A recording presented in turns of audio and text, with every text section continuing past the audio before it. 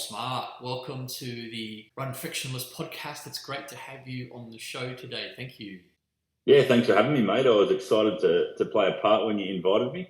Enjoyed getting to know you over the last 6 months and looking forward to today.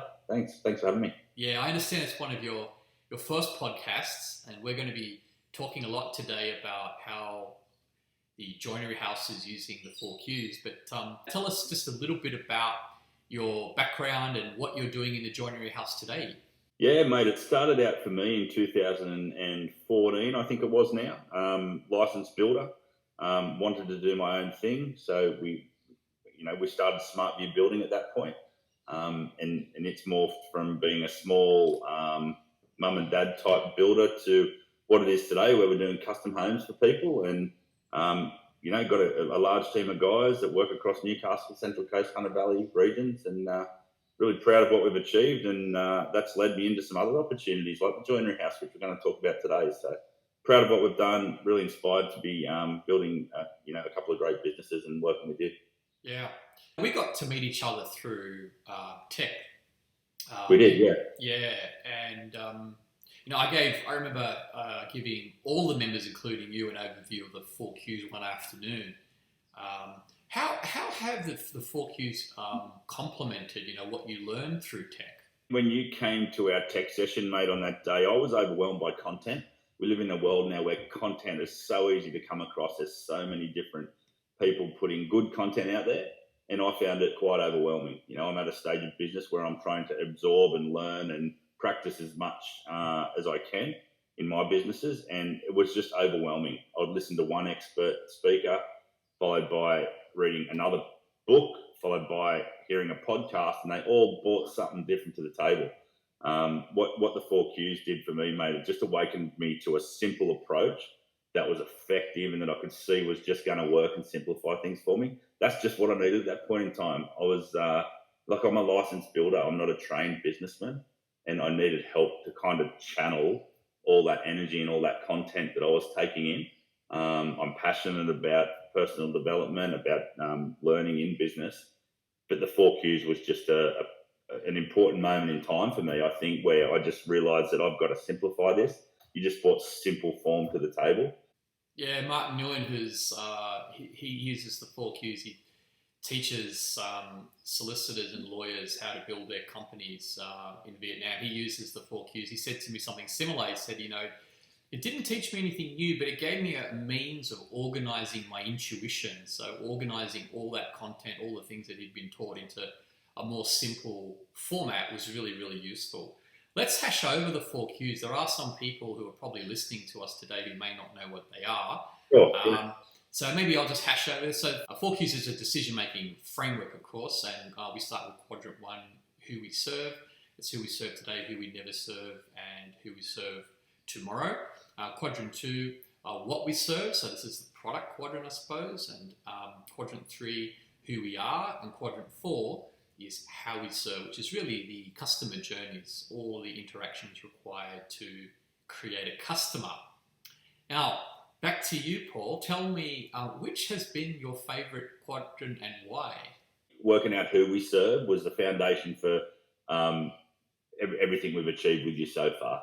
I spend a lot of time working out what makes a good client, trying to philosophize who is a good client, what are their traits, why was that client better than the next, and doing that work with you for the Joinery Haus specifically just awakened me to the fact that we can have a bit of a triage process and a decision tree, I guess, that helps us guide a client, no matter who they are and what traits they have, through our process. Yeah, and you described a few things there. Like, for example, you were looking at different kinds of data points to try to discern those different groups, who you serve today, who you serve tomorrow, who you never serve. And I remember a few of those data points, one of them being, how organised a builder may have been, or how well they articulated or presented the work that they were doing, which told us a lot about the kind of quality of the builds that they wanted to do. You were describing as well the different triage. So here, you're describing like a quadrant 1, 4, 5. Not every single customer profile we serve in quadrant 1 is going to have the same journey in quadrant 4, right? We're going to map different journeys in quadrant 4 to those profiles. And one of the really big insights that came out really early on, a big decision that you as a business with your people had to make was, of course, first it was about actually sitting down and writing a specification in quadrant 1. Like you sat down and thought about who we serve today, who we never serve, who we serve tomorrow, which I think made it really more useful and more helpful for your staff so they actually understand what you're thinking. But also you got really clear about the difference between serving, say, a private client directly and going through and serving a builder instead who brought the client. Now tell us a little bit about that decision, because that was pretty important. Yeah, it was a really interesting discussion, mate, and it was a point in time. It felt like a light bulb switched on. There's so many people in the joinery space that don't want to work with builders because they're typically seen as bad payers or slow payers, and they're typically hard to deal with. Their expectations might be too high. Their schedules are never on track, or things are always delayed. But the benefit of me having the experience of being a builder is I know what's on the other side of the fence. I can reverse engineer the solution for them. So I can inspire, educate Sean, who, as we know, is my business partner in the Joinery Haus, that's the space we wanted to work in. That's where we can really serve the builders really well, and that's where we can get build relationships, build loyalty programs, and really get some factor of scale into our business. Yeah, the scale factor was really interesting, Paul. I remember we talked about if you were, going directly to an end client, it was a one-to-one relationship, whereas when you serve through a builder, it's a one-to-many relationship because a single builder might have 5, maybe 8 different clients that they're working with, kitchens that they need built, which opens up that scale that you're talking about. And I think that really sort of changed deal flow once you made that decision. You're right, mate, absolutely. It just really helped us focus on what we can be good at. What we can be good at is serving the business-to-business relationship, and specifically business to builders, business to interior designers, business to architects. To be able to focus on that's really rewarding for me because I feel like I'm helping other people in my industry by bringing a trade to the table that complements what they're doing, and if you can be proactive in that space, construction is such a volatile, hard to predict industry, especially the line of work we're in, where we're building custom homes where no 2 jobs are the same. It's rewarding for me, and I'm just inspired to really work that out and continue to figure out ways to help the other builders. Earlier you mentioned Sean as your business partner, and I noticed that your team is quite young. How have the 4Qs helped manage and relate to them better? I think I've seen the most benefit, Anthony, in the strategy and the vision, which is the field that I'm playing in. Every time we meet, I think I get a little bit of gold or a little bit of an awakening for something that I couldn't quite figure out myself. Or you'd point us down the route of using a particular software or just a little bit of intelligence that really helped us figure something out that we're stuck on. How it's helped the team is by helping me in the vision and strategy space and the system space. It's helped the team see things a little bit clearer. They understand where we're heading. They understand what our vision is. I was often struggling with how to communicate A with B, which is the vision and the strategy, to the operational side of things.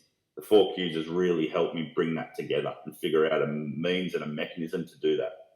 Yeah, I was quite surprised how quickly they picked up the concepts of the 4Qs, then began enabling and using it alongside of you, which I think really helped to, because like introducing a new framework into an organization is in itself an exercise in change management, and I could see how the first cohort of people in your company who've been exposed to it really took it on board and started using it.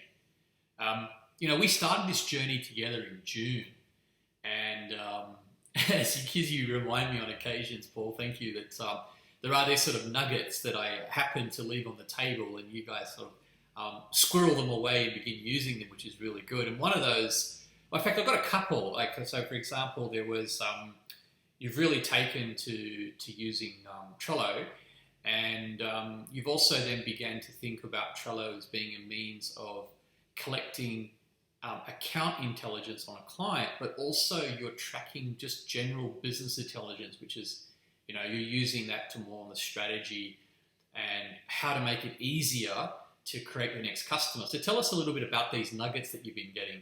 Yeah, Trello is a really good example there, Anthony. When you brought that to the table, we were searching for some way to effectively manage our jobs, to manage our inquiries, to manage our production line. And we just couldn't find, up until the point that we came across Trello, or you introduced us to Trello, we just couldn't find a software that did it for us. So we were using a combination of estimating software versus whiteboards versus mundane sort of physical ways of managing things. And Trello just really brought it all online. Like you said, we're using it to really manage the upfront game. From the moment the inquiry comes in, that goes into Trello, and we track it right through, task by task, through the production process. I remember that session talking with Sean and Jasmine, and we were discussing the idea of digital maturity.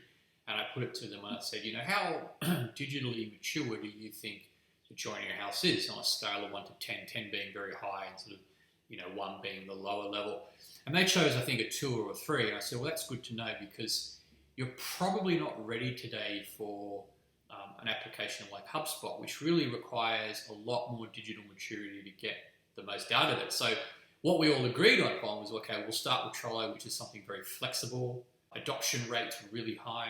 It doesn't require much training. And the idea is that you push it to its absolute limit, and then one day when it's broken and you've maxed it, then you're ready for the next application. Some of the other things that you've been tracking, like for example, now you're gathering a lot of intelligence on the clients, and helping that is being a way to help the builders, because you're tracking every aspect from the beginning when the client contacts you. Such a simple thing like gathering intelligence, Anthony, mate. It's had a big impact on us. We've always scribbled notes and recorded notes in different ways as a team, but we just got a formal way to record it now and build a profile of a client that helps everyone in the journey. Another simple thing that's just helped us endlessly. From the type of coffee that a client drinks to the type of experience they've had in the past to the stage they're up to in their journey when they come to us. The intelligence we gather is we don't have any restrictions on it. If we find out an interesting data point about a client, we put it in there. And again, it goes into Trello. So anyone in the journey can understand things about that client that other companies don't collect. And it's quite insightful, it's quite valuable to us, and it makes the experience with our client and our builders a lot more personal, which is what everyone wants, I think, in this day and age. Yeah, they're really good points. In fact, I remember one of the questions you put to me, Paul, a couple of months ago, which was, hey, look, if we're being so systematized, are we really going to be able to still deliver a custom experience, given that you're a custom joinery house? And that's exactly what it's doing. By collecting intelligence, you can customize and change things all the way through, even down to the point where we've identified in quadrant 4 that customers who come in the door, who introduce via a builder, who require a little bit more training, maybe need a little bit more support, because it could be their first kitchen as opposed to someone who's more sophisticated, who's done a few kitchens in the past, they're going to have a slightly different journey through quadrant 4, because we're sensitive and we're listening to their needs. We've done sort of 6 months together. He's spent a few thousand in consulting fees. Thank you very much, Paul. I hope you continue to make regular donations. For me, and also for the audience, what do you think is happening since we began working together? I think for me, the key takeaway there, Anthony, is that it's really helped us fast forward our journey. A lot of people can spend a lot of time working out the things that you've helped us work out, that the 4 Qs have helped us work out. A lot of people would park certain issues into the too hard basket and leave them there. Working with you in the 4 Qs has just helped us deal with them efficiently and move on to the next thing. So I kind of feel like the 4 Qs have really turbocharged our journey to the point where it's exceeded sort of all our expectations on this end. We're far more advanced than we thought we would be 12 months ago, which is really exciting. That's really, really helpful. Tell me, do you have any parting words, any wisdom to share with anybody who might be contemplating putting the 4 Qs to work in their organisation? I think, Anthony, for anyone that's overwhelmed in business, that feels like they're not getting the traction they deserve, feels like they've been going at it for years or overwhelmed by all the different perspectives that there are in the world these days, I think they should just be open-minded to working with someone like you. I think in this day and age where we've got so many things competing for our time, we need subject matter experts like yourself to help us. As tradesmen, we're not businessmen, and we just need to realise that. And we need to realise that we need to educate ourselves with systems like the 4Qs to help us move forward. Such a fast-paced world that we live in these days. Technology is changing so quickly. And I think the 4Qs is such a simple way to help people in business. Thank you, everybody. You've been listening to Paul Smart from the Joinery Haus. Paul's business is located in New South Wales, Newcastle. Thanks, Paul, and lovely to speak to you today. Thanks, Anthony. I've enjoyed my time, mate, and I look forward to working with you more.